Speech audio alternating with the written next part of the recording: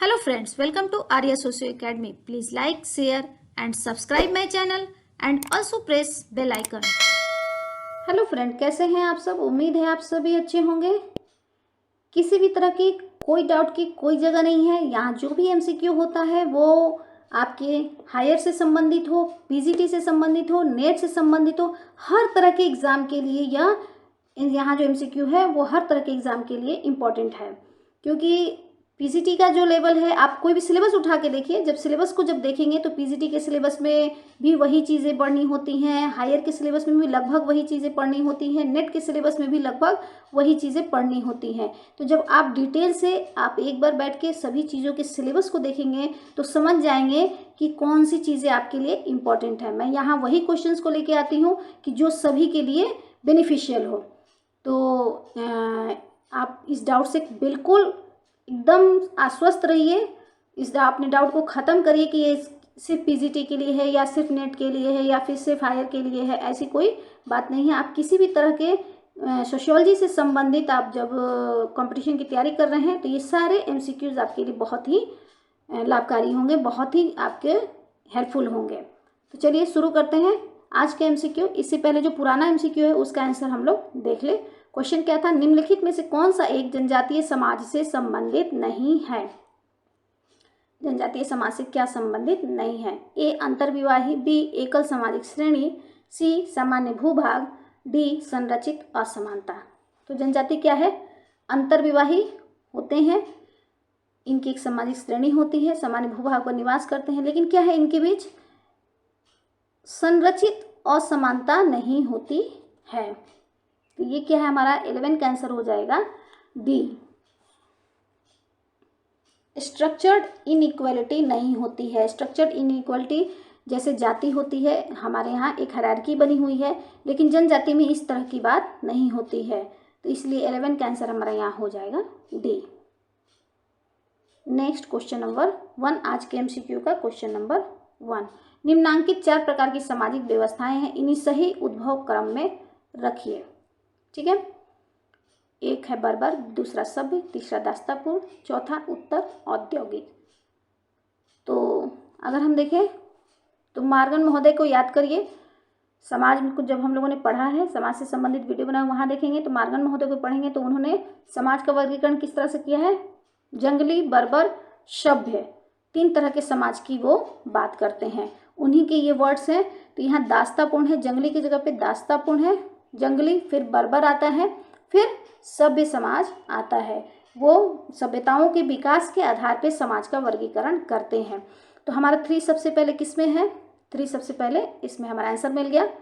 3 सबसे पहले, फिर 1 आ गया, फिर आपको यहाँ 2 आ गया, और जब सभ्य समाज से और विकास करके ये क्या हो गया, उत्तर औद्योगिक समाज हो गया। क्वेश्चन को आप लोगों को कंफ्यूज करने के लिए इसमें एक वर्ड जोड़ दिया, उत्तर औद्योगिक समाज। तो बहुत इजीली फर्स्ट का आंसर हमारा यहाँ मिल गया ए। नेक्स्ट क्वेश्चन नंबर 2, यांत्रिक सुदृढ़ता एवं स्वाभाविक सुदृढ़ता और धारणाएं विकसित की गई हैं। ए हर्बर्ट स्पेंसर द्वारा, बी इमाइल दुर्खीम द्वारा, सी रेडक्लिफ ब्राउन द्वारा, सी लेवी स्ट्रॉस द्वारा। तो यांत्रिक सुदृढ़ता को एकता भी कहते हैं और स्वाभाविक सुदृढ़ता अर्थात स्वाभाविक एकता। यांत्रिक एकता और स्वाभाविक एकता की बात कौन करता है, दुर्खीम महोदय करते हैं। बहुत इजी क्वेश्चन, इस तरह के आए तो क्वेश्चन तो क्या बात ही है, हर कोई कर सकता है। दुर्खीम से संबंधित वीडियो देखिए, इनसे जो भी चीज़ें जो दुर्खीम से संबंधित डाउट है वो आपके क्लियर हो जाएंगे। तो 2 का आंसर हमारा यहाँ हो जाता है बी। नेक्स्ट क्वेश्चन नंबर 3, निम्नांकित अर्थव्यवस्थाओं में से कौन उत्तर औद्योगिक व्यवस्था से संबंधित है। यहाँ कुछ अर्थव्यवस्थाओं के नाम दिए हुए हैं, हमें बताना है कि उत्तर औद्योगिक व्यवस्था में कौन आएगा। ए कृषि अर्थव्यवस्था, बी निर्माणकारी अर्थव्यवस्था, सी चरवाहा अर्थव्यवस्था, डी सेवा अर्थव्यवस्था। तो सबसे पहले चरवाहा अर्थव्यवस्था रही थी, लोग पशुपालक थे। फिर जैसे जैसे विकास हुआ तो वहाँ कृषि आ गई, कृषि के बाद से उद्योग आ गए, निर्माण किए जाने लगे, वस्तुओं का उत्पादन होने लगा। अब वो क्या है, जो औद्योगिक समाज से अब हम उत्तर औद्योगिक समाज की तरफ आ रहे हैं, तो वो कैसी व्यवस्था हो गई, सेवा अर्थव्यवस्था के रूप में परिवर्तित हो गई है। अभी हम लोग पिछले एमसीक्यू में डेनियल बेल, एलन टुरेन इत्यादि के नामों का हम लोगों ने जिक्र किया था, जो the coming of post industrial society, उत्तर औद्योगिक समाज की बात करते हैं, उसकी विशेषताओं को बतलाते हैं। तो 3 का आंसर हमारा यहाँ हो गया डी। नेक्स्ट क्वेश्चन नंबर 4, निम्न में से कौन सी जनजाति उत्तर पूर्वी भारत से संबंधित नहीं है? तो यहाँ पूछ रहा है कि कौन सी जनजाति है जो उत्तर पूर्वी क्षेत्र में नहीं रहती है। ए नागा, बी खस, सी वोडो, डी कुकी। तो यहाँ हम देखें तो नागा, वोडो, कुकी ये तीनों जनजातियाँ क्या हैं जो हमारे उत्तर पूर्वी क्षेत्र हैं, आसाम, मेघालय, त्रिपुरा, मिजोरम, अरुणाचल प्रदेश। तो ये सारे क्षेत्र क्या हैं, ये उत्तर पूर्वी क्षेत्र में आते हैं। तो अगर हम भारत को देखें तो इस तरह से यहाँ जो भी ये सब क्षेत्र आ जाएंगे, तो इस तरह यहाँ के जो क्षेत्र होंगे वो सभी उत्तर पूर्वी क्षेत्र में आएंगे। खस जनजाति क्या है, वो उत्तराखंड में, जो पहले यूपी में था, तो वहाँ के देहरादून में पाई जाती है। तो खस जनजाति 4 का आंसर हमारा यहाँ हो गया बी, जो कि यहाँ पाई जाती हैं उत्तर में। यहाँ क्वेश्चन में उत्तर पूर्व पूछ रहा है, तो 4 का आंसर हमारा हो गया बी। नेक्स्ट क्वेश्चन नंबर 5, किसने समाजों का वर्गीकरण सरल, मिश्रित, दोहरे मिश्रित एवं तीसरे मिश्रित के रूप में किया है? ए दुर्खीम, बी गॉफमैन, सी मार्क्स, डी स्पेंसर। तो यहाँ हम देखें सरल, मिश्रित, दोहरे मिश्रित, तीसरे मिश्रित, तो इस तरह के समाज का वर्गीकरण स्पेंसर ने दिया है। स्पेंसर से संबंधित वीडियो बना हुआ है, वहाँ देखिए, आंसर आपको खुद ही खुद मिल जाएगा। दुर्खी महोदय खंडात्मक समाज के जो विभाजन करते हैं वो खंड के रूप में करते हैं। तो यहाँ और मार्क्स क्या हैं, वर्ग की बात करते हैं, उत्पादन संबंध के आधार पे वर्गों का निर्धारण करते हैं। तो यहाँ 5 का आंसर हमारा हो गया डी। क्वेश्चन नंबर 6, निम्नलिखित में से किसने जनजाति सात्मीकरण की प्रक्रिया की व्याख्या करने के लिए जनजाति जाति सातत्य प्रारूप दिया है? A M N Srinivas, B Surajit Sinha, C S C Dube, D D N Majumdar. तो जनजाति जाति सातत्य, याद रखिए, जाति, कई बार नेट में ये क्वेश्चन पूछा है, जनजाति जाति सातत्य मॉडल सुरजीत सिन्हा का है। तो 6 का आंसर हमारा यहाँ हो जाता है B. Next question number 7, Bharat के निम्नांकित राज्यों में से कौन सा एक राज्य ऐसा है जिसमें अनुसूचित जातियों की जनसंख्या का अधिकतम प्रतिशत है? तो हमें बताना है कि राज्यों की जो सूची है इसमें सबसे ज़्यादा अनुसूचित जाति का परसेंटेज पूछ रहा है। अनुसूचित जाति का परसेंटेज सबसे ज़्यादा किस राज्य में है? तो हमें याद रखना है 2011 की जनगणना के अनुसार अगर हम देखें तो इसका फॉर्मूला हो जाएगा पहीब। पहीब, पी से पंजाब, एच से हिमाचल प्रदेश, बी से बंगाल। अगर हम इसको कैपिटल कर दे तो ऐसे पहीब। तो ये याद रखना हमें पहीब फॉर्मूला, जहाँ एससी के परसेंटेज की बात हो रही है। तो सबसे ज़्यादा पंजाब में है, सेकंड नंबर पे हिमाचल प्रदेश और थर्ड नंबर पे बंगाल में है। तो हमारा ऑप्शन मिल गया 7 का आंसर हमारा क्या हो गया यहाँ ए पंजाब, जहाँ एससी की प्रतिशत सबसे ज़्यादा है।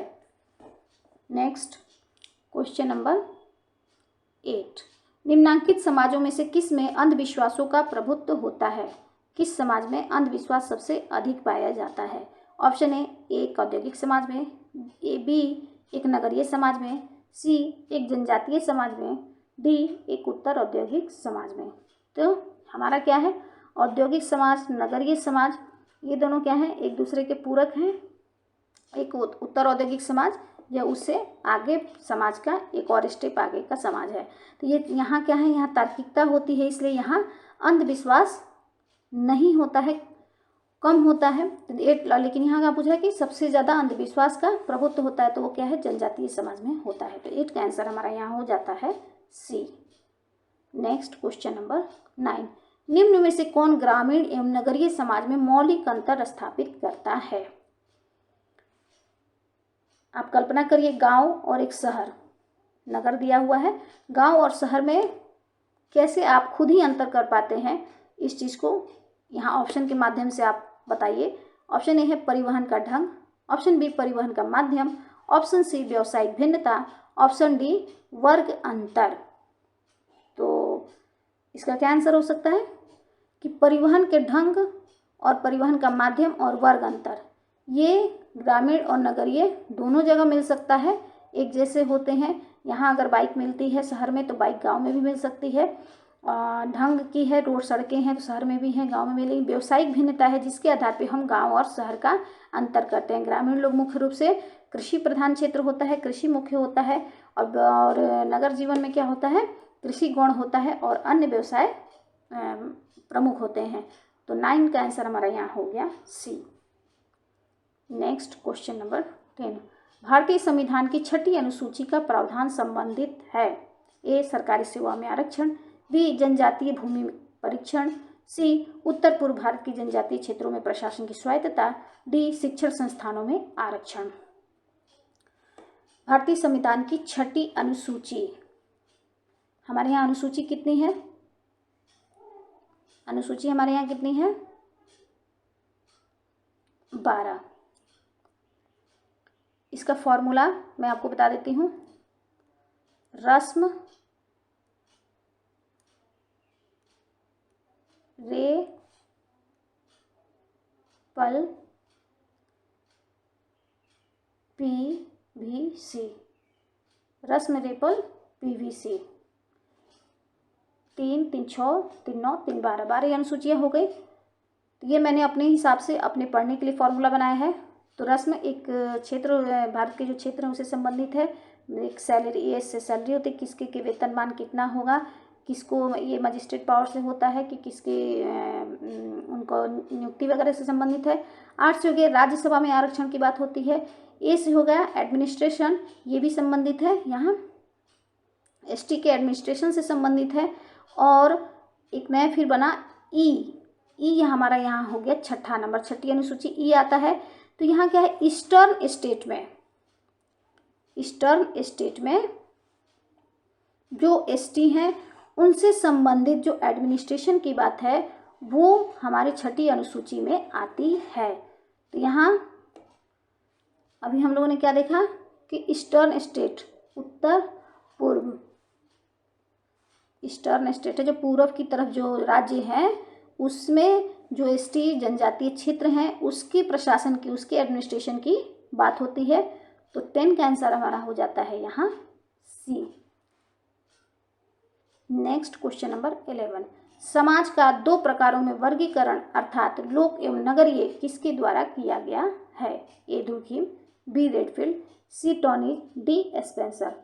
बहुत ही इजी है और इसका आंसर आप सभी देंगे। उम्मीद है कि ज़्यादा से ज़्यादा संख्या में इसका आंसर आएगा और आई थिंक आज का जो वीडियो है वो आप लोग के लिए हेल्पफुल रहा होगा। थैंक यू, धन्यवाद।